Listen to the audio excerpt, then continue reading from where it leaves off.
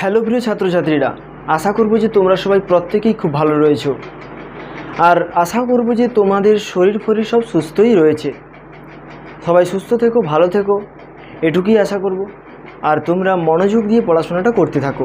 তো এখানে বলি যে আজকের এই ভিডিওটা মূলত একাদশ শ্রেণীর জন্য, অর্থাৎ তোমরা যারা একাদশ শ্রেণীতে পড়াশোনা করছো মূলত তাদের জন্য আজকের এই ভিডিওটা, ঠিক আছে? তো আজকের এই ভিডিওতে আমরা অনেক কিছু আলোচনা করব এবং লিমিটেড ভিডিওর মাধ্যমে, যাতে তোমাদেরও দেখতে সুবিধা হয়, আমাদেরও বা আমার এই ভিডিওটাকে পরিচালনা করতেও সুবিধা হয়। আমরা গত ভিডিও থেকে আমাদের ক্লাস 11-এর যে জার্নি, ক্লাস 11-এর এডুকেশন অর্থাৎ শিক্ষাবিজ্ঞানের যে জার্নি, সেটা আমরা শুরু করেছি। আমরা এমনভাবে পড়াতে চাইছি যে তোমরা যাতে ভালো রেজাল্ট, শুধু তাই নয়, তোমরা যাতে 40-এর 40 পেতে পারো। তোমাদের যে পরীক্ষাগুলো হবে, ফার্স্ট যে তোমাদের সেমিস্টার হবে 11-এ, তো সেখানে তোমরা 40টা এমসিকিউ তোমাদের উত্তর দিতে হবে। তো সে জায়গায় তোমরা যাতে 40-এর 40 পাও, সেদিকে লক্ষ্য রেখে ভিডিওগুলোকে ক্রিয়েট করার চেষ্টা করছি এবং তার মধ্যে যথেষ্ট ইনফরমেশান দিয়ে তোমাদেরকে পরীক্ষার জন্য উপযুক্তভাবে তৈরি করার জন্য চেষ্টা করছি। তো সেই নিরিখে আমরা গত ভিডিও থেকে আলোচনা শুরু করেছি আমাদের যে 11-এর পড়াশোনা, শিক্ষাবিজ্ঞান বিষয় পড়াশোনা, সেটা আমরা শুরু করেছি। তো পূর্বের ভিডিওতে যেটা আমরা আলোচনা করেছিলাম সেটা কি, তো এখানে আমরা জেনে নিই যে আমাদের আলোচনার অংশটা কোথায় চলছিল। দেখো, আমাদের দুটো গ্রুপ রয়েছে। ফার্স্ট সেমিস্টারে শিক্ষাবিজ্ঞানে দুটো গ্রুপ রয়েছে। তোমরা চাইলে কিন্তু ডেসক্রিপশান থেকে তোমরা এটা দেখে নিতে পারো, মানে সিলেবাসটা, কোশ্চেন প্যাটার্ন এবং সিলেবাসটা পুরো বাংলায় দেওয়া আছে, তোমরা সেটা দেখে নিতে পারো। অল ভিডিও সেকশান থেকে তোমরা অল ভিডিও সেকশানে গেলে তোমরা দেখতে পাবে যে ক্লাস 11-এর সমস্ত ভিডিওগুলো সেখানে রয়েছে। সেখানে ওই ভিডিওটা পেয়ে যাবে, তোমার ওই যে সিলেবাস এবং কোশ্চেন প্যাটার্ন, ঠিক আছে? এটা তোমরা ওইখান থেকে দেখে নিও। তো যেহেতু শুরু করছি, তো সেখানে আমি কিছু বলি। এটা কিছু না, এটা জাস্ট এমনি টানা হয়েছিল, ঠিক আছে? আঁকিবুকি আর কি, সে যাই হোক, সেটা বড় কথা না। কিন্তু যে বিষয়টা আমাদের আলোচনা চলছিল সেটা হচ্ছে কি, ফার্স্ট যে গ্রুপ, আমাদের যে ফার্স্ট সেমিস্টার, আমাদের যে ফার্স্ট সেম, এখানে দুটো গ্রুপ রয়েছে, গ্রুপ এ এবং গ্রুপ বি। গ্রুপ এতে যেটা রয়েছে, meaning and concept and aim of education. তাহলে মিনিং অ্যান্ড কনসেপ্ট আর কি, এম অফ এডুকেশান, অর্থাৎ শিক্ষার লক্ষ্য এবং তার সঙ্গে সঙ্গে অর্থ এবং ধারণা। তো সেই জায়গায় এই গ্রুপ এর ফার্স্ট ইউনিট যেটা রয়েছে সেটা হলো কি, meaning and concept of education. এই ফার্স্ট ইউনিটের মধ্যে আমাদের যেটুকু গত ভিডিওতে আলোচনা হয়েছে সেটা ছিল meaning and definition and concept, meaning, concept and definition of education. এটা আমরা গত ভিডিওতে আলোচনা করছি। সেখানে কী কী করছিল, সেখানে শিক্ষা শব্দের ব্যুৎপত্তিগত অর্থ নিয়ে আমরা ডিটেলসে আলোচনা করেছি। তার পাশাপাশি শিক্ষা সম্পর্কে একটা ধারণা দিয়েছি। তার পাশাপাশি আমরা শিক্ষা সম্পর্কে ডেফিনেশান, একটা কার্যকরী ডেফিনেশান, তার সঙ্গে সঙ্গে অনেক শিক্ষাবিদদের, অনেক মনোবিদদের, অনেক মনীষীদের সংজ্ঞা আমরা সেখানে জেনেছি। তো পূর্বের ভিডিওটা কিন্তু অত্যন্ত গুরুত্বপূর্ণ। তোমরা যারা নতুন রয়েছো, তোমরা ওই ভিডিওটা দেখে নিয়ে এই ভিডিওটা দেখো, তাহলে তোমাদের বুঝতে যথেষ্ট সুবিধা হবে। আর এখন থেকে একটু এই পড়ানোর যে পদ্ধতি, এটা একটু মানে চেঞ্জ করেছি। সেটা হচ্ছে কি করতাম, যে প্রথমে একটা ভিডিও তৈরি করতাম তোমাদের জন্য, তারপরে কিছুদিন পরে ভিডিওগুলো চলতো এইভাবে দিতাম, তারপরে একটা নির্দিষ্ট ভিডিওতে এমসিকিউ আলোচনা করতাম। কিন্তু এখন থেকে কি করব, আমরা যেটুকু অংশ আলোচনা করব তার উপরে যে ইম্পর্টেন্ট এমসিকিউ, একেবারে বাছাই বাছাই করে এমসিকিউগুলো আমরা এই একটাই ভিডিওতে আমরা আলোচনা করব। তাহলে আমরা বিষয়বস্তুটাকে জেনে নিলাম, সেই বিষয়বস্তু থেকে যে ধরনের এমসিকিউগুলো হয় সেগুলো আমরা জেনে নেব। তাহলে কী হবে, বিষয়বস্তুর সঙ্গে সঙ্গে যখন এমসিকিউগুলো আমরা জেনে নেব, তখন সেটা আমাদের অনেক বেশি পড়তে এবং বুঝতে এবং জানতে, মনে রাখতে সুবিধা হবে। তো গত ভিডিওতে যেহেতু আমরা আলোচনা করেছিলাম, সেখানে কোনো এমসিকিউ আলোচনা করা হয়নি। তো গত ভিডিওর এমসিকিউগুলোও কিন্তু আজকের এই ভিডিওতে আলোচনা আমরা করে নেব, তাই কিছু বেশি হবে এমসিকিউ। তো যাই হোক, সেগুলো আমরা আলোচনা করব। তবে আমি একটা কথা বলি, যে এমসিকিউগুলো তোমাদের দেওয়া হবে সেগুলোর মধ্য থেকেই 100% আসবে পরীক্ষায়। কারণ একবারে বেছে বেছে এমসিকিউগুলো করেছি, বিভিন্ন বই থেকে, বিভিন্ন জায়গা থেকে কালেক্ট করে এমসিকিউগুলো তোমাদের জন্য প্রস্তুত করেছি। তো সেই জায়গা থেকে এমসিকিউগুলো যথেষ্ট ইম্পর্টেন্ট। আশা করব যে এই ভিডিওটা তোমরা পুরোটা দেখবে এবং প্রত্যেকটা বিষয়বস্তুর আলোচনা বুঝবে এবং এমসিকিউগুলোর যথাযথ উত্তর দেওয়ার চেষ্টা করবে। তো চলো আমরা ভিডিওতে ঢুকি, মানে আমাদের যে পড়াশোনা। তো সেখানে দেখো আজকে আমরা তো আমাদের আলোচনার বিষয়টা কী হবে, তাহলে আমাদের গ্রুপে ইউনিট 1, আচ্ছা এটা হচ্ছে সাব ইউনিট 1। তো সেখানে আমরা আজকের এই ভিডিওতে আমরা আলোচনা করব কি,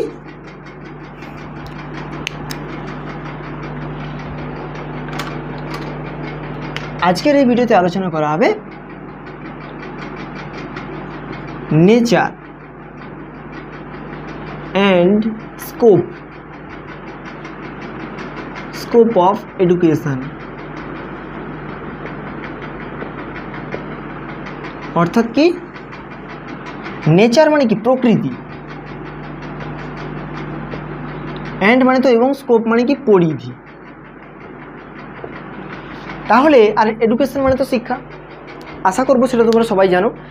তো এই এডুকেশানের অর্থাৎ শিক্ষার প্রকৃতি এবং পরিধি যে অংশটা রয়েছে সেটা আমরা আজকে আলোচনা করব।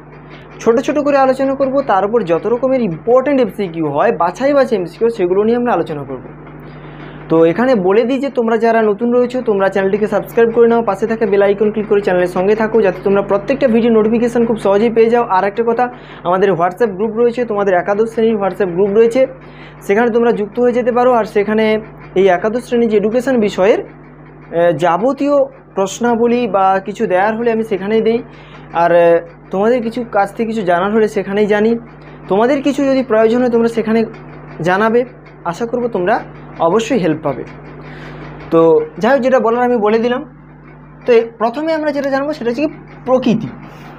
তাহলে প্রথম আমাদের আলোচনার পার্ট কি, প্রকৃতি, নেচার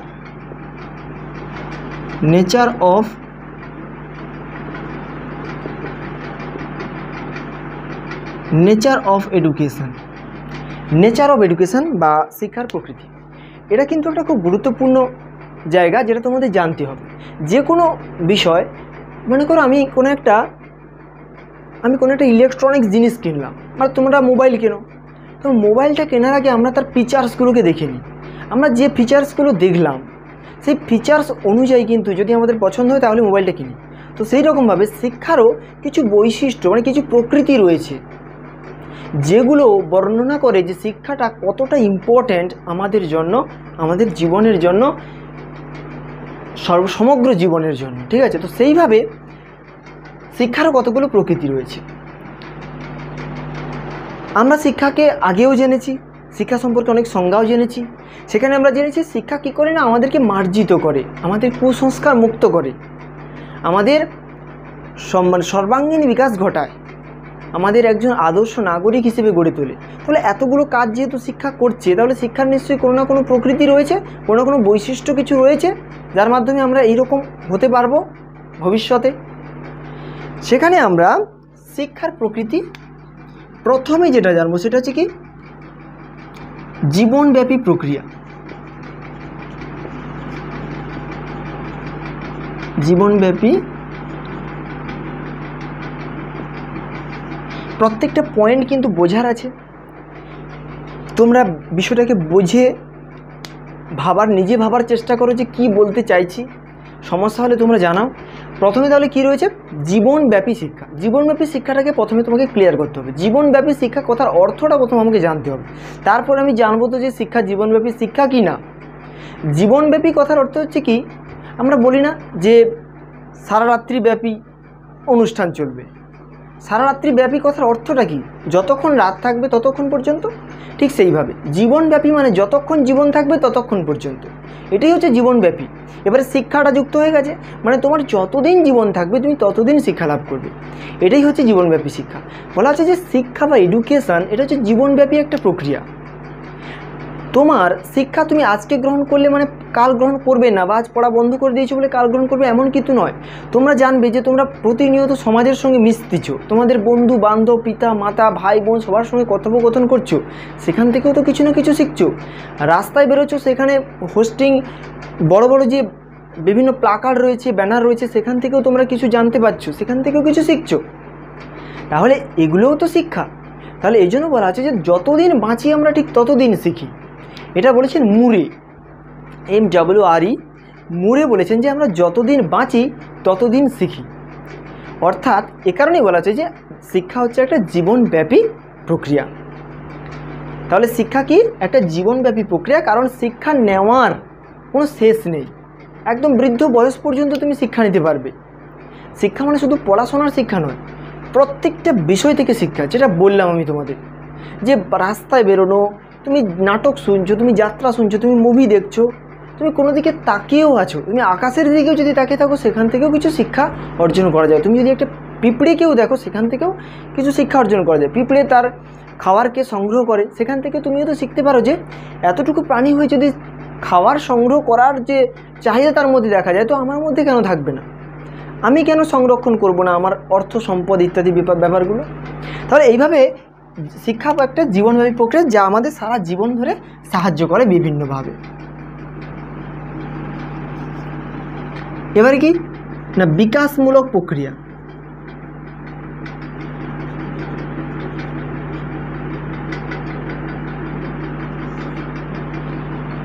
বিকাশমূলক প্রক্রিয়া কি? বিকাশ বলতে কি? বিকাশ মানে ডেভেলপমেন্ট। আমি আজকে পেন দুটো ধরে নিয়ে দাঁড়িয়ে আছি, কিন্তু যখন একদম শিশু ছিলাম বা ছোট্ট যখন শিশু থাকে কেউ, তখন কিন্তু পেনগুলোকে সে ধরতে পারে না। সে হয়তো সমগ্র অংশকে ধরতে চায়, সমগ্র অংশ দিয়ে, দেহের সমগ্র অংশ ধরতে চায়, তো সম্পূর্ণ হাত দিয়ে ধরতে চায়। তাহলে বিকাশ তখনই বলবো যখন সে হাত দুটোকে কার্যকারিতার সঙ্গে কার্যকরীভাবে ব্যবহার করে হাতকে কোনো কাজ করতে সক্ষম হচ্ছে। অর্থাৎ কি, কাজ করতে সক্ষম হওয়াটাই হচ্ছে বিকাশ। তুমি সমাজের সঙ্গে মিশতে পারছো, তাহলে তোমার সামাজিক বিকাশ হয়েছে। তুমি ভালো মন্দ বিচার করতে পারছো, তাহলে তোমার নৈতিক বিকাশ হয়েছে। তুমি পড়াশোনার বিষয়গুলোকে মনে রাখতে পারছো, তোমার বৌদ্ধিক বিকাশ হয়েছে। তাহলে শিক্ষা কী করে? আমাদের এই সামাজিক বিকাশ, নৈতিক বিকাশ এবং বৌদ্ধিক বিকাশ, প্রাক্ষবিক বিকাশ, আধ্যাত্মিক বিকাশ, এগুলোকে সঠিক পথে অগ্রসর করে এগিয়ে নিয়ে যায়। সমাজে তো সমস্ত বিভিন্ন ধরনের ব্যক্তি রয়েছে, কেউ খারাপ কেউ ভালো। খারাপ মানে কি? তার মধ্যে সঠিক শিক্ষা নেই। সঠিক শিক্ষা কি করে? আমাদের নৈতিক যে দিকটা, আমাদের নৈতিক বিকাশ ঘটায়, আমরা ভালো মন্দটাকে বুঝতে পারি। তো সে জায়গায় শিক্ষা কিন্তু আমাদের এইভাবে সমগ্র জীবন ধরে আমাদের বিকাশে সাহায্য করে, নৈতিক বিকাশে সাহায্য করে, বৌদ্ধিক বিকাশে সাহায্য করে। তোমার মধ্যে সঠিক শিক্ষা থাকলে তুমি বুঝতে পারবে যে কোনটা ভালো কোনটা মন্দ, কোন সামাজিক ব্যক্তিটার সঙ্গে মেশা উচিত, কোন সামাজিক ব্যক্তিটার সঙ্গে মেশা উচিত নয়। সমাজে অনেক অমেরুদণ্ডী প্রাণী রয়েছে, যারা হচ্ছে মানুষের খারাপ চায়, যারা কুকথা বলে, মানে সবসময় যেন নিজের স্বার্থকে দেখে। তো এই ধরনের যে সমস্ত প্রাণীরা রয়েছে তাদের থেকে দূরে থাকা সবসময় উচিত, কারণ এরা নিজেও ডুববে এবং অন্যকে নিয়ে ডুববে। তো সেই জায়গা থেকে এই সমস্ত দিক থেকে ক্লিয়ার থাকা উচিত। তখনই তুমি পারবে যখন তোমার মধ্যে প্রকৃত শিক্ষা থাকবে। কেউ নেশা করছে, কেউ নেশাজাত দ্রব্য পান করছে, তার সঙ্গে যদি তুমি মেশো, তাহলে তার যে খারাপ গুণগুলো কিন্তু তোমার মধ্যে প্রবেশ করবে। তাহলে তুমি তার কাছ থেকে ওই বিষয়গুলো শিখবে। কিন্তু তোমার মধ্যে যদি সঠিক শিক্ষা থাকে, তাহলে তুমি ওদের থেকে দূরে থাকবে। তো শিক্ষা আমাদের এই দিকটাকে বিশ্লেষণ করতে শিখে। তাহলে এইভাবে শিক্ষা আমাদের সামাজিক, নৈতিক, বৌদ্ধিক, আধ্যাত্মিক, প্রাক্ষবিক বিভিন্ন দিকের বিকাশ ঘটাতে সাহায্য করে। তাহলে বিকাশমূলক প্রক্রিয়া সাহায্য করলো। তৃতীয়ত যেটা জানবো, সেটা একটা খুব গুরুত্বপূর্ণ বিষয়, যে দ্বিমুখী প্রক্রিয়া।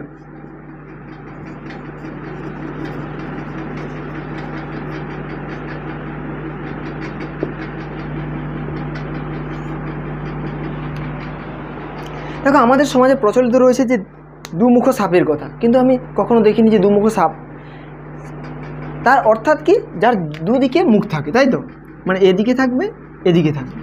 তাহলে শিক্ষাকে বলা হচ্ছে দ্বিমুখী। শিক্ষার দুটো মুখ রয়েছে। আসলে এখানে শিক্ষার দ্বিমুখী বলতে দু পাশের কথা বলা হচ্ছে, ঠিক আছে। শিক্ষার দ্বিমুখী প্রক্রিয়াটাকে আমরা এইভাবে বর্ণনা করতে পারি। মনে করো এই জায়গায় রয়েছে শিক্ষার্থী, আচ্ছা কালিটা আলাদা করি। এইখানে রয়েছে ধরো শিক্ষার্থী,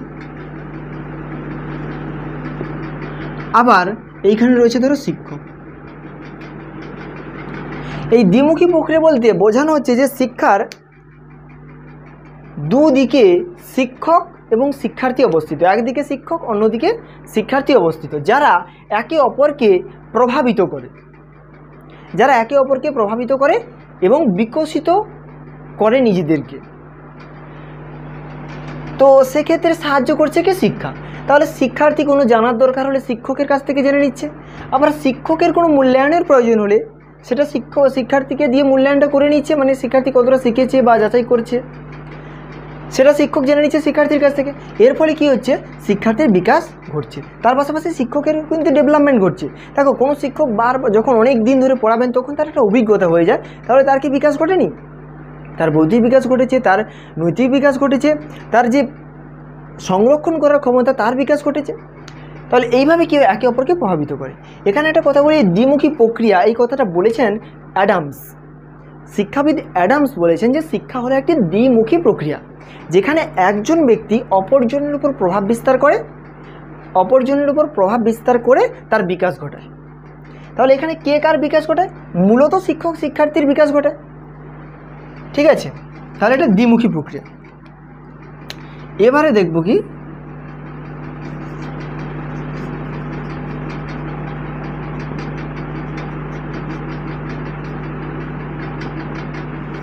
ত্রিমেরু প্রক্রিয়া। ত্রিমেরুটা কি? ত্রি কথার অর্থ কি? তিন, থ্রি। তাহলে ত্রি কথার অর্থ তিন, মেরু কথার অর্থ কি?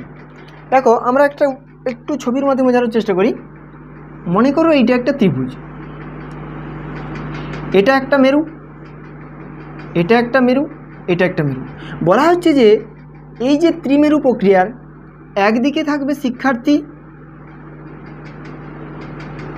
একদিকে থাকবে শিক্ষক, আর এক মেরুতে থাকবে, মানে প্রথম মেরুতে শিক্ষার্থী, দ্বিতীয় মেরুতে শিক্ষক, আর তৃতীয় মেরুতে থাকবে বিদ্যালয়। ঠিক আছে, তো এইভাবে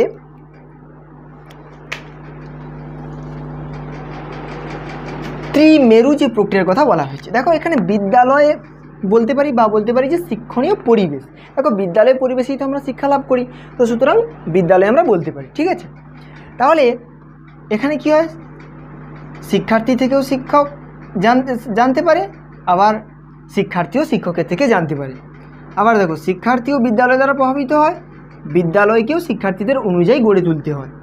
তো সে জায়গায় শিক্ষকও বিদ্যালয়কে তৈরি করে না, বিদ্যালয় পরিবেশ সঠিক হলে শিক্ষকও সঠিকভাবে শিক্ষাদান করতে পারেন। তাহলে শিক্ষার্থী, শিক্ষক এবং বিদ্যালয় এটা যেহেতু তিনটে মেরুতে অবস্থিত, তো সে কারণে এই শিক্ষা প্রক্রিয়াকে বলা হচ্ছে ত্রিমেরু প্রক্রিয়া, যেখানে শিক্ষার্থী, শিক্ষক এবং বিদ্যালয় পরিবেশ একে অপরের উপর প্রভাব বিস্তারের মাধ্যমে, তাহলে এখানে বলতে পারি যে উপযুক্ত বিদ্যালয় পরিবেশে শিক্ষক শিক্ষার্থী একে অপরের মধ্যে অভিজ্ঞতা আদান প্রদানের মাধ্যমে নিজেদেরকে বিকশিত করে তোলে, সেটাই হচ্ছে কি শিক্ষা।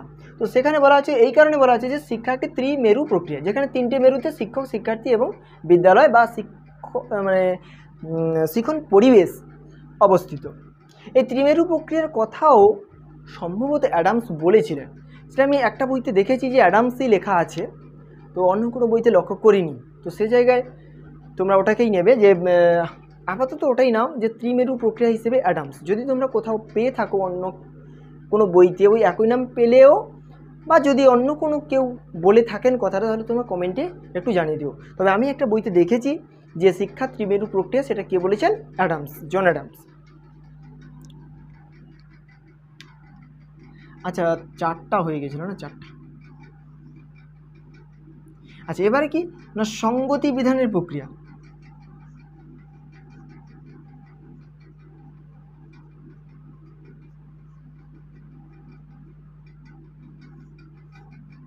সঙ্গতি বিধানের প্রক্রিয়া, সঙ্গতি বিধান কি মানে, সাপোজ এখন ভীষণ ঠান্ডা পড়লো, তুমি কি করবে? তুমি জ্যাকেট পরবে। প্রচণ্ড গরম পড়লো, তুমি পাতলা সুতির পোশাক পরবে। তাহলে তুমি কি করছো, যে তোমার আবহাওয়াটার সঙ্গে তুমি মানিয়ে নিতে পারছো। ঠিক সেরকম শিক্ষা ব্যবস্থা কি করে, আমাদেরকে সমাজের যে অবস্থা তার সঙ্গে মানিয়ে চলতে সাহায্য করে, অর্থাৎ আমাদেরকে সঙ্গতি বিধানে, সামঞ্জস্য বিধানে সহায়তা করে। আমাদের বর্তমান পরিবেশ যেরকম, আমি নিজেকে সেভাবে গড়ে তুলছি। আমাদের সমাজ যেরকম, আমি সেভাবে সমাজের সঙ্গে মেলামেশা করছি। আমার বিদ্যালয় পরিবেশ যেরকম, আমি সেরকমভাবে বিদ্যালয় পরিবেশের সঙ্গে মেলামেশা করছি। আমার সঙ্গে অন্য ব্যক্তি যেভাবে কথা বলছে, আমি তার সঙ্গে সেভাবে কথা বলার চেষ্টা করছি। তাহলে অ্যাকচুয়ালি কি, আমি তার সঙ্গে খাপ খাইয়ে নেওয়ার চেষ্টা করছি। আমরা ডারউইনবাদ পড়েছি, 9 10-এ আমরা ডারউইনবাদ পড়েছি, যোগ্যতমের উদ্বর্তনবাদ। যে যোগ্য সে পৃথিবীতে টিকে রয়েছে। জিরাফের মাথা লম্বা হলো, কেন লম্বা হলো? কারণ সে অনেক উঁচু উঁচু গাছের পাতা খেত, তারপরে ধীরে ধীরে তার এই পরিবর্তন ঘটেছে। সেটা একটা দিক। আবার যোগ্যতমের উদ্বর্তন এটা বলা হচ্ছে যে যোগ্য, যে পরিবেশের সঙ্গে মানিয়ে নিতে পারবে, যে পৃথিবীর যে পরিবর্তনশীল অবস্থা, পরিবর্তনশীল আবহাওয়া এর সঙ্গে মানিয়ে নিতে পারবে, সেই পৃথিবীতে টিকে থাকবে। তো সেটা যোগ্যতমের উদ্বর্তনবাদ ছিল।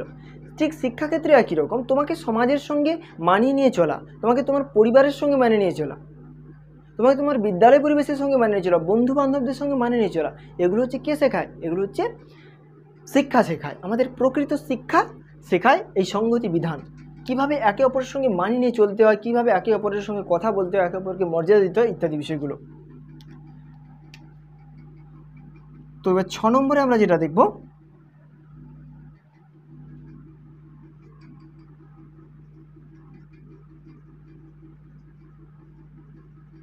আচরণের পুনর্গঠন।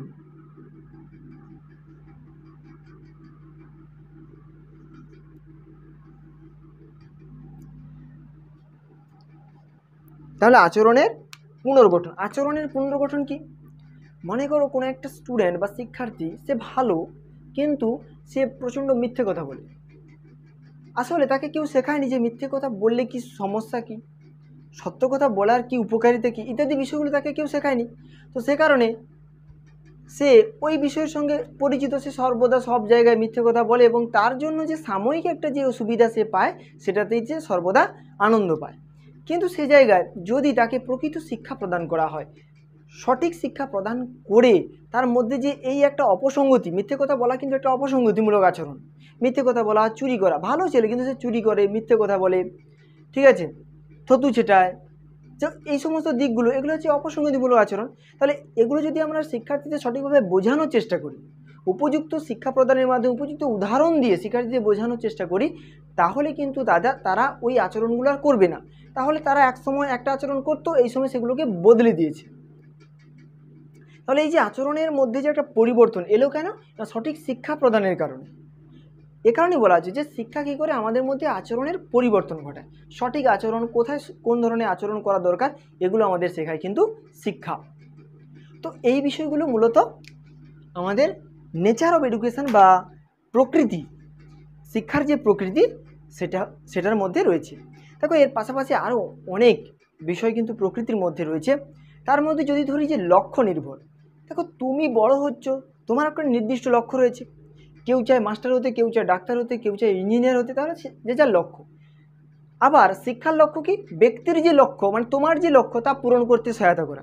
তুমি যে শিক্ষা গ্রহণ করছো, তোমার ওই শিক্ষার একটা লক্ষ্য রয়েছে, যে তুমি যে শিক্ষাটা, তোমার যে লক্ষ্য রয়েছে, নিজের লক্ষ্য, সেটাকে পূরণ করতে সাহায্য করে শিক্ষা। তাহলে ব্যক্তির লক্ষ্য, সমাজের লক্ষ্য পূরণ করাটাই হচ্ছে শিক্ষার লক্ষ্য।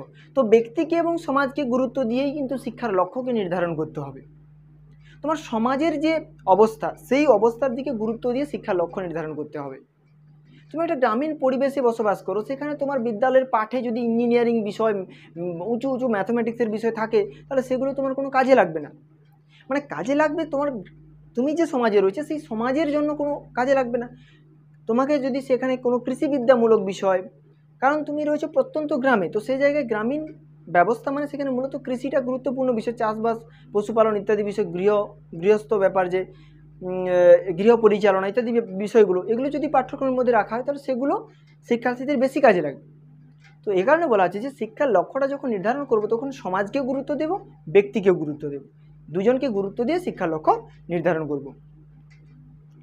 এবারে বলা হচ্ছে, দেখো, শিক্ষা একটি ধারাবাহিক এবং গতিশীল প্রক্রিয়া। একটা উদাহরণ, তোমরা যখন এই যে আমরা সরল করি, আমাদের কিন্তু ছোটোবেলা থেকে প্রথমেই সরল দিয়ে দেওয়া হয় না।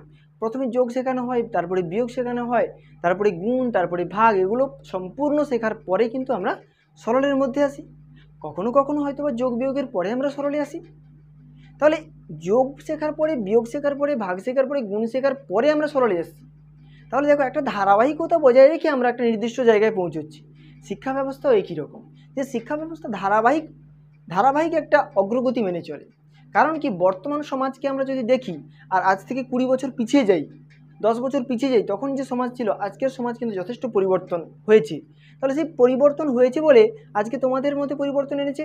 কীভাবে পরিবর্তন? তোমাদের পাঠ্যক্রমকে দেখো বদলে দেওয়া হয়েছে, তোমাদের পরীক্ষা ব্যবস্থাকে দেখো বদলে দেওয়া হয়েছে। বদলানো হয়েছে কেন? বর্তমান যুগের সঙ্গে তাল মিলিয়ে। তাহলে বর্তমান যুগও পরিবর্তিত হচ্ছে, শিক্ষা প্রক্রিয়াকেও পরিবর্তন করা হচ্ছে। এই জন্য বলা হচ্ছে যে শিক্ষা একটি ধারাবাহিক প্রক্রিয়া। শিক্ষার সঙ্গে সঙ্গে মানে পরিবর্তনশীল সমাজের সঙ্গে সঙ্গে শিক্ষাও পরিবর্তিত হচ্ছে। তাহলে এইভাবে দেখো আরও অনেক বিষয় রয়েছে যেগুলো শিক্ষার প্রকৃতির মধ্যে রয়েছে। তো এগুলি মোটামুটি আমরা আজ আলোচনা করলাম। তো সেই জায়গায় দেখো তাহলে নেচার অফ এডুকেশান, আশা করবো যে তোমরা বুঝতে পারলে যে শিক্ষা আসলে কেমন প্রকৃতির। তাহলে শিক্ষা অ্যাকচুয়ালি কি? জীবনব্যাপী প্রক্রিয়া, বিকাশমূলক প্রক্রিয়া, দ্বিমুখী প্রক্রিয়া, ত্রিমুখী প্রক্রিয়া, সংগতি বিধানের প্রক্রিয়া, আচরণের পুনর্গঠনের প্রক্রিয়া, এই সমস্ত বিষয়গুলো। তো এরপর আমরা যেটা জানবো, তাহলে আজকে যে তোমাদের আলোচনার পার্ট ছিল কি নেচার অ্যান্ড স্কোপ, তো সে জায়গায় আর একটা আলোচনা বাকি রয়েছে, সেটা হচ্ছে কি স্কোপ অফ এডুকেশন।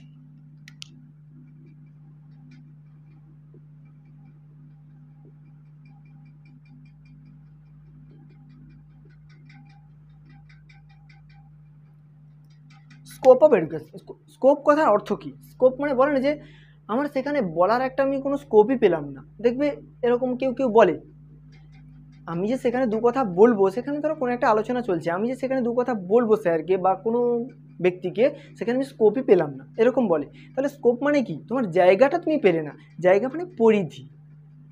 তাহলে অ্যাকচুয়ালি তাহলে শিক্ষার পরিধি মানে শিক্ষার জায়গা। তাহলে শিক্ষা কতটা এলাকা জুড়ে রয়েছে, অথবা শিক্ষার মধ্যে কোন কোন বিষয়গুলো রয়েছে, এগুলোই হচ্ছে শিক্ষা, শিক্ষার পরিধি, স্কোপ অফ এডুকেশন। ঠিক আছে?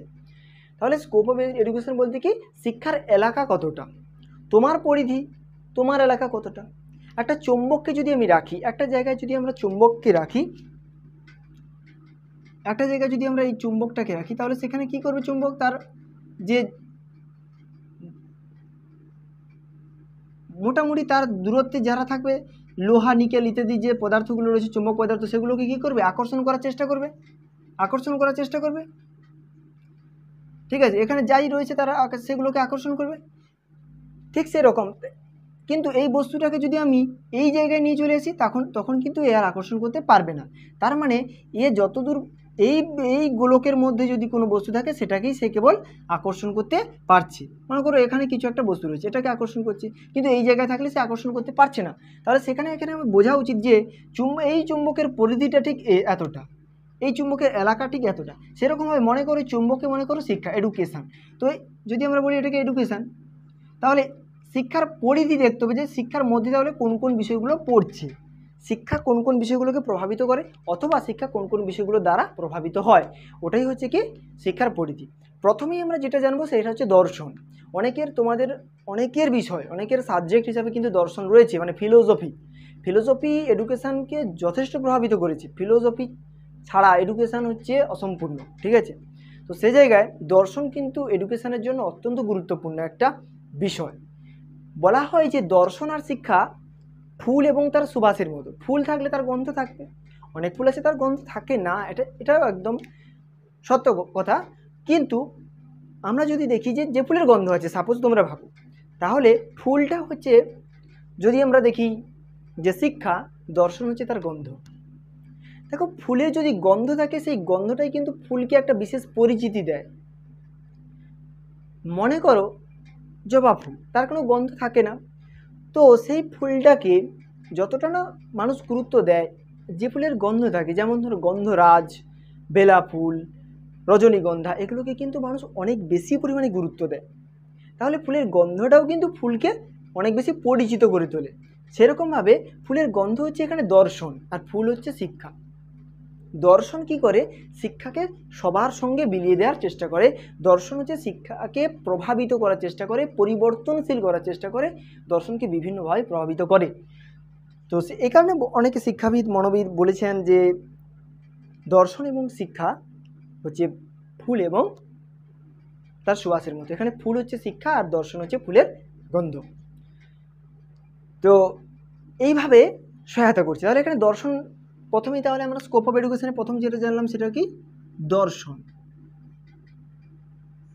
তাহলে দর্শন কিন্তু এইভাবে সাহায্য করে। দর্শন কি করে জানো তো? দর্শন একটা কাজ করে যে বিভিন্ন ধরনের যে তত্ত্ব রয়েছে না, সেগুলো দার্শনিক বিভিন্ন তত্ত্ব রয়েছে, দার্শনিক তত্ত্ব, সেই তত্ত্বগুলোকে শিক্ষাক্ষেত্রে প্রবেশ করায়। শিক্ষা কী করে, ওই তত্ত্বগুলোকে পর্যালোচনা করে, সেই তথ্যগুলোকে বিচার বিশ্লেষণ করে এবং সেগুলোর যে কী প্রভাব রয়েছে সেগুলোকে তুলে ধরে, মানে সমাজের সামনে, ব্যক্তির সামনে, সমাজ ব্যবস্থার সামনে, রাষ্ট্রের সামনে তুলে ধরে যে এই তত্ত্বের একটা প্রয়োগ রয়েছে, এটাকে আমরা প্রয়োগ করতে পারি, প্রয়োগ করলে সমাজ ব্যবস্থার উন্নত হবে। তাহলে এটা সাহায্য করে কিন্তু দর্শন, ফিলোসফি। তাহলে শিক্ষার মধ্যে প্রথমেই যেটা জানলাম সেটা হচ্ছে কি দর্শন। এরপরে কি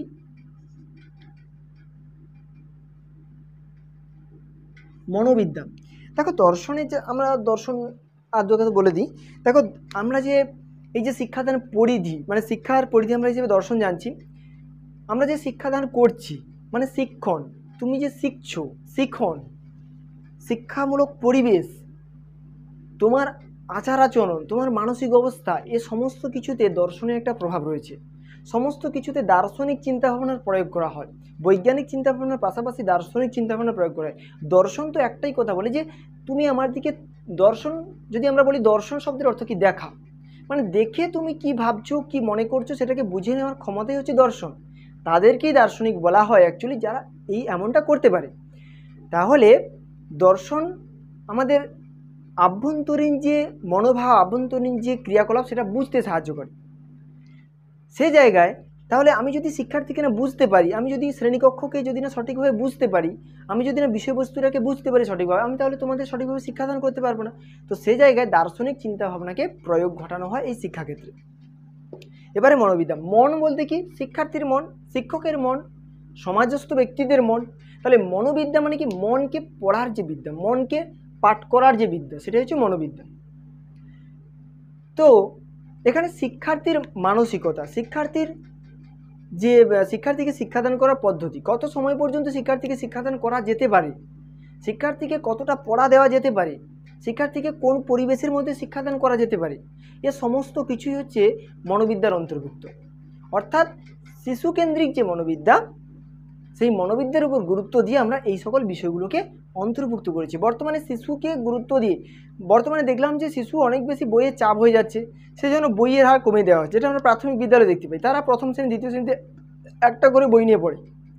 তাহলে এগুলো কেন এসেছে? মনোবিদ্যার প্রভাব, দর্শনের প্রভাব। ঠিক আছে, এগুলো হচ্ছে দর্শনের প্রভাব, মনোবিদ্যার প্রভাব। তার পাশাপাশি বৈজ্ঞানিক দৃষ্টিভঙ্গির অবশ্যই প্রভাব রয়েছে। তাহলে মনোবিদ্যা গেল।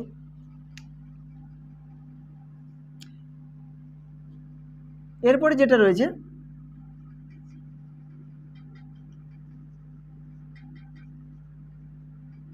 শিক্ষার ইতিহাস। ইতিহাস বলতে হিস্ট্রি, ইতিহাসের ইংরেজি প্রতিশব্দ হিস্ট্রি। তাহলে হিস্ট্রি আমরা তাকেই বলবো যেটা অতীতের ঘটনা। তাহলে অতীতকালে আমাদের শিক্ষার লক্ষ্য কেমন ছিল, শিক্ষার জন্য পাঠ্যক্রম কেমন ছিল, শিক্ষাদানের পদ্ধতি কেমন ছিল, শ্রেণীকক্ষ কেমন ছিল, এগুলো জানার জন্য কিন্তু শিক্ষার ইতিহাস জানতে হবে। যে কারণে আমরা বৈদিক সভ্যতা, ব্রাহ্মণ্য শিক্ষা ব্যবস্থা, বৌদ্ধ শিক্ষা ব্যবস্থা, ইসলামিক শিক্ষা ব্যবস্থা, সেই সমস্ত বিষয়গুলো আমরা এডুকেশানে জানি। আমরা এডুকেশানে এই সমস্ত বিষয়গুলো নিয়ে আলোচনা করি, যেগুলো তোমরাও কিন্তু জানতে পারবে। তাহলে এগুলো কি শিক্ষার ইতিহাস আমাদের জানতে হচ্ছে। তাহলে এটা শিক্ষার ইতিহাসের মধ্যে পড়ছে। এবারে কি সমাজবিদ্যা। সমাজবিদ্যা বলতে বোঝায় সমাজের উপর গুরুত্ব দিয়ে শিক্ষার ব্যবস্থা করা। সমাজকে গুরুত্ব দিতে হবে। আমি কিছুক্ষণ আগে আলোচনা করলাম যে শিক্ষার লক্ষ্য নির্ধারণ করতে হলে সমাজকে গুরুত্ব দিতে হবে, ব্যক্তিকে গুরুত্ব দিতে হবে। সমাজকে গুরুত্ব দিয়ে শিক্ষার পাঠ্যক্রম, শিক্ষাদান পদ্ধতি, শিক্ষামূলক পরিবেশ, এগুলোকে যদি স্থির করা যায়, তাহলে শিক্ষার্থীরা খুব সহজেই সমাজের যে আচার আচরণ, নিয়ম নীতি, আইন কানুন ইত্যাদি যা কিছু রয়েছে সমাজস্থ পরিবেশে, সেগুলো শিক্ষার্থীরা খুব সহজে আয়ত্ত করতে পারবে। তাহলে সমাজের উপর গুরুত্ব দিয়ে কিন্তু শিক্ষার যে লক্ষ্য নির্ধারণ বা শিক্ষার যে পদ্ধতি নির্ধারণ, এগুলো করতে হবে। তাহলে এটা সমাজবিদ্যার মধ্যে পড়ছে।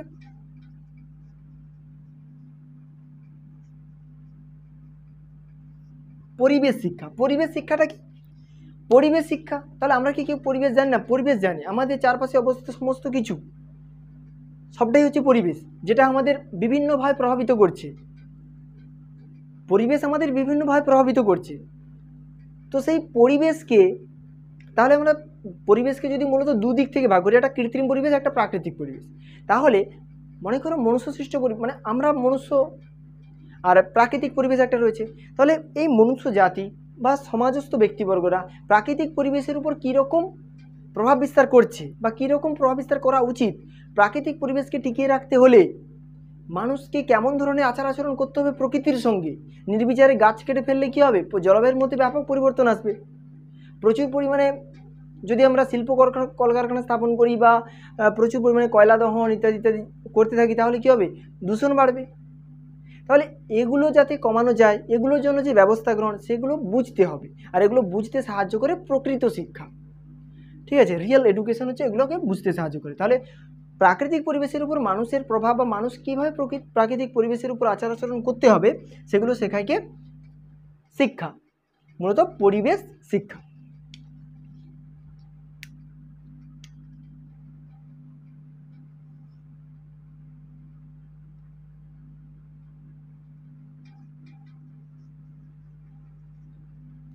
জনশিক্ষা, জনশিক্ষা বলতে কি, জনশিক্ষা বলতে সাধারণ মানুষদের কথা বলা আছে, তোমার কথা বলা আছে, আমার কথা বলা আছে, তোমাদের আশেপাশে প্রত্যেক ব্যক্তির কথা বলা হচ্ছে, যে আমরা যদি সকল মানুষকে সঠিকভাবে শিক্ষিত করে তুলতে পারি, তাহলে তারা যেমন নিজেদের পরিবারকে সঠিকভাবে পরিচালনা করতে পারবে, তেমনি নিজের সমাজকে সঠিকভাবে পরিচালনা করতে পারবে, পরিবারের সঙ্গে সঠিকভাবে মিশতে পারবে, সমাজের সঙ্গে সঠিকভাবে মিশতে পারবে, তার পাশাপাশি পুরো রাষ্ট্রটাকেও মানে রাষ্ট্রের সঙ্গেও ভালোভাবে মিশতে পারবে। অর্থাৎ রাষ্ট্রের প্রতি একটা মর্যাদা, রাষ্ট্রীয় পতাকা যে রয়েছে আমাদের তিরঙ্গা পতাকা, তাকে মর্যাদা অনেকেই দেয় না। তাহলে এজন্য আমাদের কী হতে হবে, জনশিক্ষার ব্যবস্থা করতে হবে, যাতে প্রত্যেক সমাজস্থ প্রত্যেক ব্যক্তি, রাষ্ট্রের প্রত্যেক ব্যক্তি যাতে শিক্ষার আলোতে পৌঁছতে পারে, শিক্ষার আলো যাতে প্রত্যেকের কাছে পৌঁছে যায়। তো এই ব্যবস্থা করতে হবে, যার ফলে দেশ, সমাজ, পরিবার সকলেরই উন্নতি সাধন সম্ভব।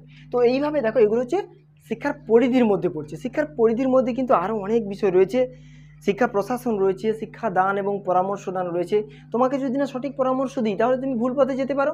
তাহলে শিক্ষার্থীদের শিক্ষামূলক পরামর্শ দান, বৃত্তিমূলক পরামর্শ দান, এগুলোও কিন্তু অত্যন্ত গুরুত্বপূর্ণ বিষয়। প্রশাসন, বিদ্যালয়ের যে প্রশাসন ব্যবস্থা, সেই প্রশাসন ব্যবস্থাকে যদি সঠিকভাবে গড়ে তোলা না যায়, তাহলে শিক্ষা ব্যবস্থাকে সঠিকভাবে পরিচালনা করতে পারবো না। সেখানে দুদিন ছাড়া নানা রকম সমস্যা সৃষ্টি হবে, সে শিক্ষকদের মধ্যে হোক, বিদ্যালয়ের যে কমিটি রয়েছে তার মধ্যে হোক, যাই হোক। এর পাশাপাশি দেখো, বিশেষধর্মী শিক্ষা, যারা হচ্ছে কি একটু আলাদা ধরনের, যারা অ্যাবনর্মাল, যারা স্বাভাবিক নয়, হ্যাঁ, প্রতিবন্ধী যে সমস্ত শিশুরা, তারাও কিন্তু সমাজের একটা অংশ, তাদেরকেও কিন্তু সঠিকভাবে শিক্ষা দিতে হবে, তাদের জন্য উপযুক্ত শিক্ষার ব্যবস্থা করতে হবে। এই জন্য বলা হচ্ছে যে বিশেষধর্মী শিক্ষাও কিন্তু শিক্ষার পরিধির মধ্যে অন্তর্ভুক্ত। তো এইভাবে দেখো, আমাদের শিক্ষার পরিধি কিন্তু ব্যাপক, যত দিন যাবে তত শিক্ষার পরিধি কিন্তু বাড়বে। শিক্ষার পরিধি কিন্তু কখনো কমবে না বা সীমিত নয়, এটা কোনো সীমিত থাকবে না। শিক্ষার পরিধি অগ্রসরমান, ক্রমবর্ধমান, এগুলো ঠিক আছে।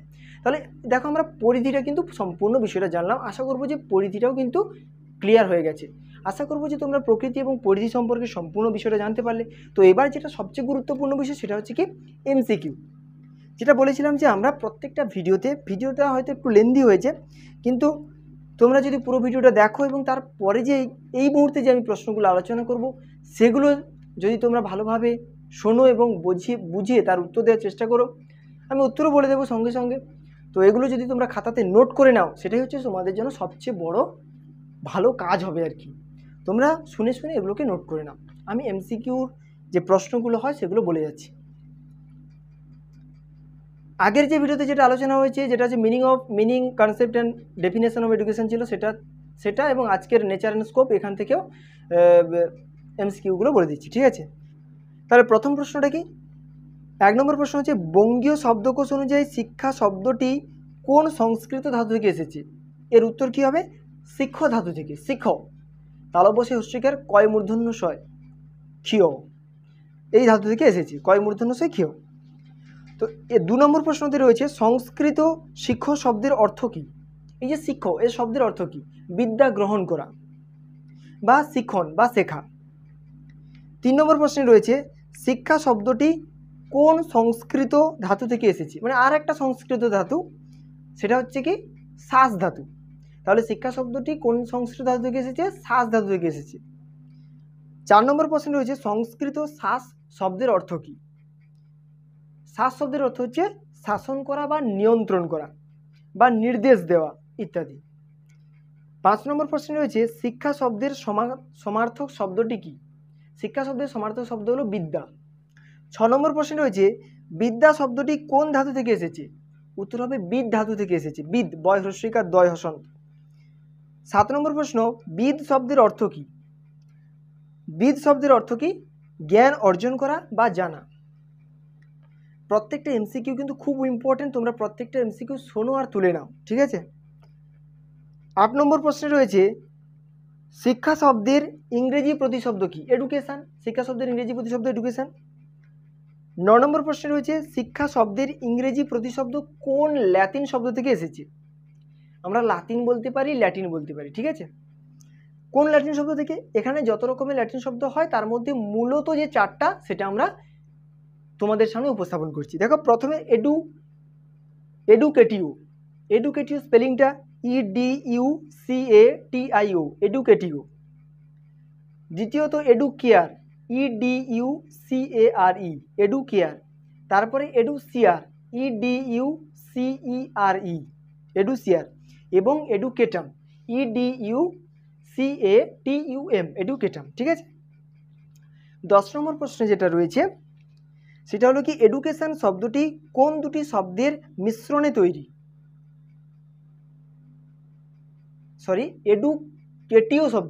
এডুকেটিও শব্দটি কোন দুটি শব্দের সংমিশ্রণে তৈরি?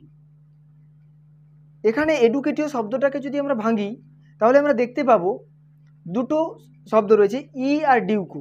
ই কথার অর্থ কি? ফ্রম, FROM, ফ্রম বা থেকে। আর ডিউকো শব্দের অর্থ হচ্ছে টু ড্র আউট, মানে হচ্ছে টেনে বের করা। তো সেই জায়গায় এডুকেটিও শব্দের অর্থ হলো কি টেনে বের করা বা প্রকাশ করা ইত্যাদি। এবারে রয়েছে এডুকেয়ার শব্দের অর্থ কি? EDUCARE, এডুকেয়ার শব্দের অর্থ কি? এটা হচ্ছে 11 নম্বর প্রশ্ন। এডুকেয়ার শব্দের অর্থ কি? কেয়ার শব্দের অর্থ কি? যত্ন নেওয়া। তো এডুকেয়ার শব্দের অর্থ কি? লালন পালন করা, পরিচর্যা করা, যত্ন নেওয়া ইত্যাদি বিষয়। তাহলে এইগুলো তোমরা মোটামুটি এগুলো মনে রাখবে যে কি লালন পালন করা, পরিচর্যা করা, জাগিয়ে তোলা, উদ্দীপিত করা, এগুলো। 12 নম্বর প্রশ্ন রয়েছে এডুসিয়ার শব্দের অর্থ কি? এডুসিয়ার শব্দের অর্থ কি? নিষ্কাশন করা, নির্দেশ দান করা, প্রকাশ করা। এরপর রয়েছে এডুকেটাম। এডুকেটাম শব্দের অর্থ কি? 13 নম্বর প্রশ্ন। এডুকেটাম শব্দের অর্থ হচ্ছে শিক্ষাদানের কাজ, মানে টিচিং, যেটা শিক্ষক করে, মানে আমি যেটা করছি সেটা হচ্ছে কি এডুকেটাম। এবারে তোমাদের যেটা জানতে হবে সেটা প্রায় 20 থেকে 22-25টা মতো তোমাদের ব্যক্তিদের সংজ্ঞা জানতে হবে। কোন ব্যক্তি কীরকম সংজ্ঞা দিয়েছে, শিক্ষা কাকে বলে, সেখানে স্বামী বিবেকানন্দ কী বলেছেন, রবীন্দ্রনাথ ঠাকুর কী বলেছেন, এভাবে প্রায় 20 থেকে 25টা সংজ্ঞা কিন্তু তোমাদের মুখস্থ করতে হবে, ঠিক আছে। কিছু করার নেই, এগুলো মুখস্থ করতে হবে, বইতে আরও অনেক দেওয়া রয়েছে, ঠিক আছে। তো সেই জায়গায় আমাদের কিছু তো মুখস্থ করতেই হবে। তো প্রথম যেটা রয়েছে মানে 14 নম্বর প্রশ্ন, আত্মজ্ঞান উপলব্ধির উপায় হলো শিক্ষা, বলেছেন কে? আত্মজ্ঞান উপলব্ধির উপায় হলো শিক্ষা, বলেছেন কে? শঙ্করাচার্য। 15 নম্বর প্রশ্ন রয়েছে আত্মতৃপ্তির বিকাশ সাধন হলো শিক্ষা, বলেছেন কে? কণাদ। আত্মতৃপ্তির বিকাশ সাধন হলো শিক্ষা, বলেছেন কণাদ, ক দন্তনে আকার দ। 16 নম্বর প্রশ্ন রয়েছে শিক্ষা হলো দেশ ও মাতৃকার জন্য প্রশিক্ষণ এবং জাতির জন্য প্রীতি, বলেছেন কে? কৌটিল্য। 17 নম্বর প্রশ্ন রয়েছে সা বিদ্যা যা বিমুক্তয়ে, কোথায় বলা হয়েছে? উপনিষদে, ঠিক আছে। সা বিদ্যা যা বিমুক্ত কথার অর্থ কি? শিক্ষা হলো মুক্তির উপায়, শিক্ষা হলো সমস্ত কিছু থেকে মুক্তির উপায়। তাহলে এটা গেল 17 নম্বর প্রশ্ন। তো এবার আমরা দেখব 18 নম্বর প্রশ্নে, education is the manifestation of perfection already in man, এই কথাটি কে বলেছেন? কথাটি বলেছেন স্বামী বিবেকানন্দ। এর অর্থ হলো শিক্ষার্থীর অন্তর্নিহিত সত্তার পরিপূর্ণ বিকাশ সাধনই হলো শিক্ষা, বাংলাটা বলে দিলাম, ঠিক আছে। 19 নম্বর প্রশ্ন রয়েছে ব্যক্তির দেহ, মন ও আত্মার পরিপূর্ণ বিকাশ সাধনের প্রক্রিয়া হলো শিক্ষা, কে বলেছেন? মহাত্মা গান্ধী বলেছেন। 20 নম্বর প্রশ্নে রয়েছে শিক্ষা হলো চরিত্র গঠন এবং ধার্মিক জীবনযাপনের উপায়, বলেছেন কে? স্বামী দয়ানন্দ সরস্বতী। 21 নম্বর প্রশ্ন রয়েছে শিক্ষার লক্ষ্য হলো মানুষকে দিব্য জীবনের জন্য প্রস্তুত করা, বলেছেন কে? ঋষি অরবিন্দ। 22 নম্বর প্রশ্নে রয়েছে শিক্ষা শুধুমাত্র তথ্য পরিবেশন করে না, বরং বিশ্ব প্রকৃতির সঙ্গে সামঞ্জস্য বিধানের মাধ্যমে মানব জীবনকে তাৎপর্যপূর্ণভাবে গড়ে তোলে, এটা বলেছেন কে? রবীন্দ্রনাথ ঠাকুর। 23 নম্বর প্রশ্নে রয়েছে শিক্ষা মানুষকে কাম, ক্রোধ, লোভ, মোহ এবং অহংকার, কাম, ক্রোধ, লোভ, মোহ এবং অহংকার, এই 5টি যে শত্রু বা এই 5টি যে রিপু বা শত্রু, এখান থেকে ইন্দ্রিয় সমূহকে মুক্ত করে, সেটাই হচ্ছে শিক্ষা। এটা কে বলেছেন? আরেকবার বলছি, তাহলে শিক্ষা মানুষকে কাম, ক্রোধ, লোভ, মোহ, অহংকার থেকে ইন্দ্রিয়কে জয়লাভ করতে সাহায্য করে, অথবা শিক্ষা হলো আত্মোপলব্ধি এবং মানব সেবা। এই কথাটা বলেছেন কি? গুরু নানক। তাহলে এখানে দুটো প্রশ্ন আছে, একটা হচ্ছে শিক্ষা হলো আত্ম উপলব্ধি এবং মানব সেবা, এটা বলেছেন কি? গুরু নানক।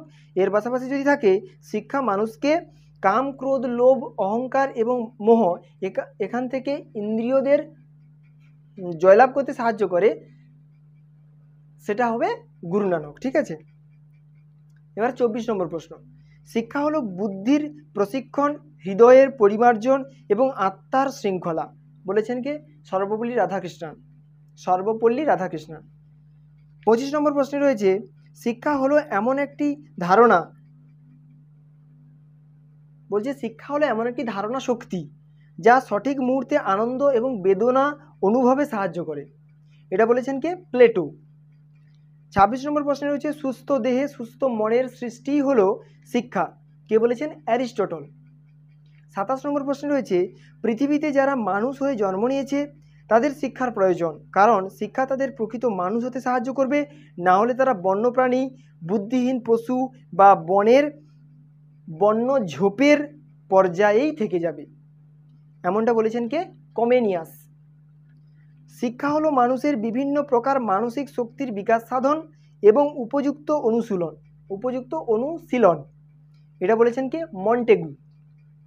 29 নম্বর প্রশ্নে রয়েছে শিক্ষা হলো শিশুর স্বতঃস্ফূর্ত আত্মবিকাশ যা মানব সমাজের সমস্ত কৃত্রিমতা বর্জিত একটি স্বাভাবিক মানুষ তৈরিতে সাহায্য করে, বলেছেন কে? রুসো। 30 নম্বর প্রশ্নে বলেছে শিক্ষা হলো মানুষের সহজাত ক্ষমতাগুলির স্বাভাবিক, সুসামঞ্জস্যপূর্ণ এবং ক্রমোন্নয়নমূলক বিকাশ। তাহলে কি বলা হচ্ছে? শিক্ষা হলো মানুষের সহজাত ক্ষমতাগুলির স্বাভাবিক, সুসামঞ্জস্যপূর্ণ এবং ক্রমোন্নয়নমূলক বিকাশ, এটাকে বলেছেন পেস্তালৎসি। ঠিক আছে, এরপরে দেখো যে প্রশ্ন রয়েছে education is the unfoldment of what is already unfolded in the term, অর্থাৎ শিক্ষা হলো মানুষের অন্তরস্থ সুপ্ত সম্ভাবনার উন্মেষণ, যেটা শিক্ষার্থীর মধ্যে আগে থেকে আছে তার উন্মেষণ ঘটানোটা শিক্ষা, এটা বলেছেন কে? ফ্রয়েবেল। 32 নম্বর প্রশ্ন রয়েছে শিক্ষা হলো অবিরত অভিজ্ঞতার পুনর্গঠনের মাধ্যমে জীবনযাপনের প্রক্রিয়া, শিক্ষা হলো অবিরত অভিজ্ঞতার পুনর্গঠনের মাধ্যমে জীবনযাপনের প্রক্রিয়া, এটা বলেছেন জন ডিউই। 33 নম্বর প্রশ্ন রয়েছে শিক্ষা হলো পরিপূর্ণ জীবনযাপনের প্রস্তুতি, এটা কি বলেছেন? Herbert Spencer. 34 নম্বর প্রশ্নে রয়েছে শিক্ষা হলো ব্যক্তির ব্যক্তিত্ব এবং আধ্যাত্মিকতার বিকাশ সাধন, শিক্ষা হলো ব্যক্তির ব্যক্তিত্ব এবং আধ্যাত্মিকতার বিকাশ সাধন, বলেছেন কে? রস, ROSS, রস। 35 নম্বর প্রশ্নে রয়েছে শিক্ষা হলো শিশুর আত্মসত্তার বা ব্যক্তি স্বাতন্ত্র্যের পরিপূর্ণ বিকাশ সাধনের প্রক্রিয়া, এটা বলেছেন কে? শিক্ষাবিদ নান, দন্তনয় আকার দন্তন, NUN, নান।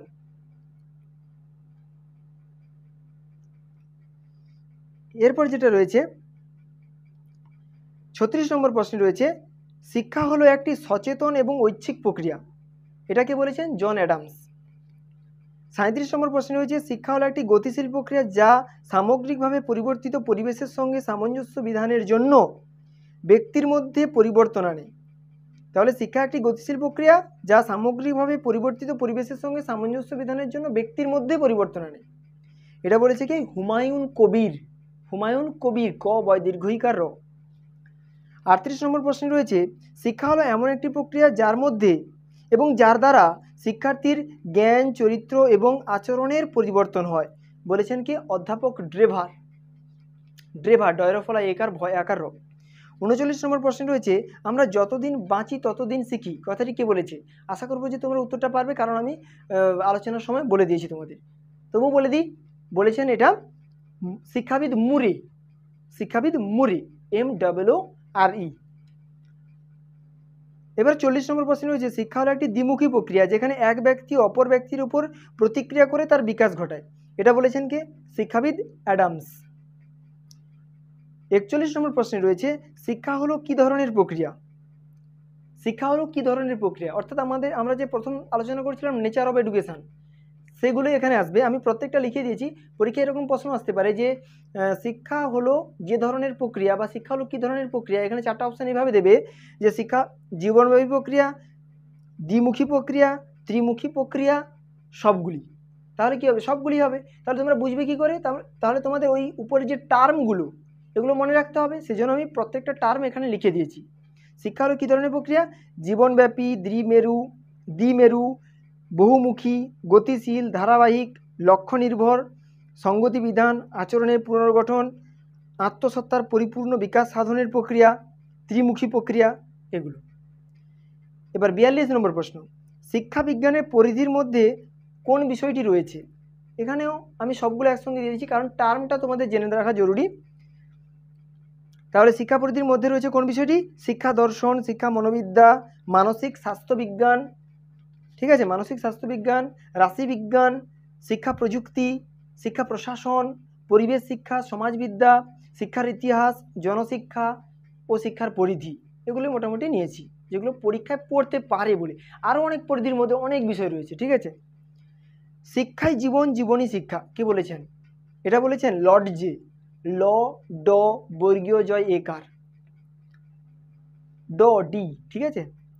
44 নম্বর প্রশ্নে রয়েছে, শিক্ষা হলো জীবন বিকাশ বা জীবনব্যাপী প্রক্রিয়া। আচ্ছা, বলছে শিক্ষা হলো একটি জীবনব্যাপী প্রক্রিয়া বা জীবন বিকাশের প্রক্রিয়া। এটা বলেছেন কি? রেমন্ড, রয়কার, ম দন্ত নয় ট, রেমন্ড, ঠিক আছে। শিক্ষা হলো ত্রিমেরু প্রক্রিয়া, বলেছেন কে? অ্যাডামস। শিক্ষা হলো মিথ্যার পরিহার এবং সত্যের আবিষ্কার, এটা বলেছেন সক্রেটিস। আধুনিক শিক্ষা হলো ড্যাশ কেন্দ্রিক, আধুনিক শিক্ষা হলো শিশু কেন্দ্রিক, মানে তোমাদেরকে কেন্দ্র করেই শিক্ষা ব্যবস্থা। আধুনিক শিক্ষার জনক হলেন কে? রুসো। আধুনিক শিক্ষার জনক হলেন রুসো। তো যাই হোক, দেখো আমরা মোটামুটিভাবে প্রায় 45টার ওপরে প্রশ্ন আলোচনা করলাম। এই প্রশ্নগুলো একেবারে বাছাই করা প্রশ্ন, যেটা তোমাদের পরীক্ষার জন্য অবশ্যই সহায়তা করবে। তো প্রত্যেকটা প্রশ্ন আশা করব তোমরা বারবার শুনে খাতাতে নোট করে নাও, কারণ এগুলোই পড়ে যাবে, এগুলোর মধ্যে থাকবে, ঠিক আছে। তো আশা করব যে আজকের ভিডিওটা তোমরা সম্পূর্ণ বুঝতে পারলে, এবং এইভাবে ভিডিওগুলো করব যে বিষয়বস্তু আলোচনা হবে, তারপরে ওই বিষয়বস্তু থেকে যতগুলো প্রশ্ন হবে ততগুলো প্রশ্ন ওই ভিডিওতেই আলোচনা করে দেওয়া হবে। তাহলে তোমাদের সম্পূর্ণ বিষয়টা একটা ভিডিওতেই জানা হয়ে যাবে। এবার বাড়িতে যখন পড়বে আরও সেটাকে ভালোভাবে জানা হয়ে যাবে। তো যাই হোক, পরবর্তী ভিডিওতে আমরা আলোচনা করব পরবর্তী যে অংশটা রয়েছে। ততক্ষণ পর্যন্ত সুস্থ থেকো, ভালো থেকো, পরবর্তী ভিডিওর জন্য অবশ্যই প্রস্তুত থেকো।